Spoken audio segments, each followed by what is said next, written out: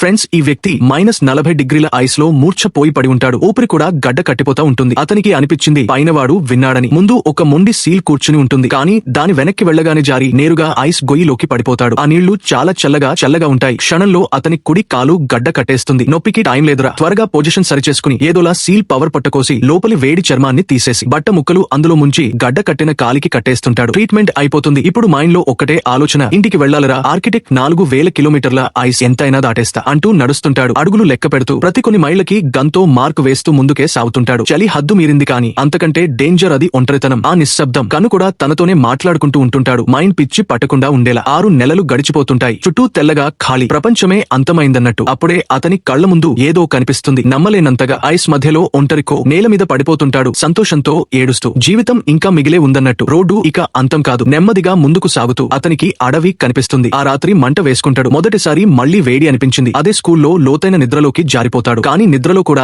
గమనించలేదు, ఇద్దరు అపరిచితులు నెమ్మదిగా అతని దగ్గరికి వచ్చేశారని. ఉలిక్కిపడి లేచి గన్తో గురి పెడుతుంటాడు. కానీ వాళ్లు శత్రువులు కాదు, మంట వెలుగు ఆకర్షించి వచ్చారు. వాళ్లలో ఒకడు ఐస్ తుఫాను హెచ్చరిక చేరు, నాతో రా అంటుంటాడు. కానీ బెంచ్ ఆలం బ్యాగ్ ఎత్తుకోవడానికి ట్రై చేస్తుంటాడు. అప్పుడు అర్థమవుతుంది, తన దగ్గర ఉన్న బ్యాగు దొంగతనం చేస్తాడేమోనని. దాంతో అప్పుడు అతను కోపంతో అతనిపై నుండి కిందికి తోసేస్తాడు. దాంతో ఈ వ్యక్తి ఒక్కసారిగా స్పృహలోకి రాగానే ముందుగా మహమ్మారి తోడేలు తన వైపు దూసుకొస్తుంటాయి.